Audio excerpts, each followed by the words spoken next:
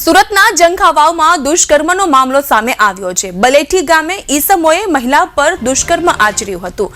ઘટના અંગે માંડવી પ્રાંત અધિકારીને આવેદન આપવામાં આવ્યું છે। સમસ્ત આદિવાસી સમાજ દ્વારા આવેદન અપાયું। આ ઘટનાને લઈને આદિવાસી સમાજમાં રોષ ભભૂકી ઉઠ્યો છે। આરોપીઓ સામે કાર્યવાહી કરવાની આદિવાસી સમાજે કરી છે માંગ। આજે અમે પ્રાંત સાહેબને આવેદનપત્ર આપવા માટે આવ્યા છે।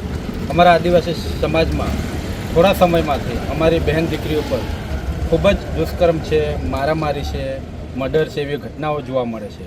એટલે આજે અમે સમસ્ત આદિવાસી સમાજ, જાગૃત આદિવાસી સમાજ થકી જંખવામાં રેલી કાઢીને એ સંબોધન કરવાના હતા, સમાજ જાગૃતિનો કાર્યક્રમ કરવાનો હતો, પરંતુ પોલીસ પ્રશાસન તંત્ર દ્વારા અમને પરમિશન ન મળી, એટલે અમે આજે આખો કાર્યક્રમ રદ કરી માત્ર પ્રાંત સાહેબને આવેદનપત્ર આપવા માટે આવ્યા છે। આજે અમે આખા સમાજ થકી કહેવા માંગીએ છીએ પ્રશાસન તેમજ આદિવાસી સમાજને કે આજે આપણે બધા સમાજ એક થવું પડશે। આપણી રૂઢિ પરંપરા પ્રમાણે આપણી જળ, જંગલ, જમીન તેમજ આપણી બહેન દીકરીની પણ આજે રક્ષા કરવી પડશે। મુખ્ય મુદ્દો બહેન દીકરીની રક્ષાનો પણ લેવો પડશે। આજે સમસ્ત આદિવાસી સમાજમાં જો આજે કેવી ઘટનાઓ થઈ રહી છે, આપણે સમાજે જાગૃત થવું પડશે, એક થવું પડશે।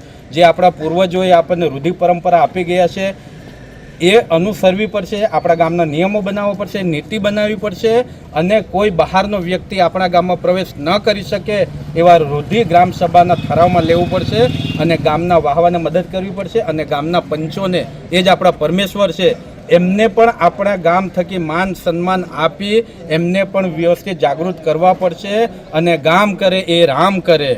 એટલે આપણે ગામનો વાહવો, ગામના પંચોને બધાએ સપોર્ટ કરી દરેક ગામમાં આ લોકોને જાગૃત કરવું પડશે।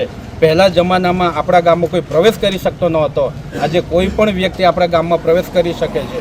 તો આપણે આ રીતે આદિવાસીમાંથી સમાપ્ત થઈ જશું, આપણું ડીએનએ ચેન્જ થઈ જશે, આપણું ડીએનએ બદલાઈ જશે। એટલે બધાએ આખા સમસ્ત આદિવાસી સમયે જાગવું પડશે અને આપણે રૂઢિ પરંપરા પ્રમાણે ફરી। નામ સીતાબેન મહેશભાઈ ચૌધરી, બોરિયા ગામની રહેવાસી છું અને જિલ્લા સંગઠનમાં મંત્રી તરીકે ફરજ બજાવું છું હમણાં। તો હાલમાં આદિવાસી સમાજની 2 દીકરીઓ પર અમારા તાલુકામાં બોરિયા ગામમાં, મારા જ ગામમાં એક ફૂલ જેવી દીકરીને મર્ડર કરીને ચપ્પુના ઘા વડે મારી નાખવામાં આવી છે અને બોલેઠી ગામમાં આ વણજારાઓ સમાજ તરફથી દીકરીને મારીને ઢોરમાર મારીને એને પણ માર્યો છે। તો આવા નરાધમોને, આ ફૂલ જેવી દીકરીઓને પીખી નાખે છે, એવી લોકોને ખરેખર સજા મળવી જ જોઈએ।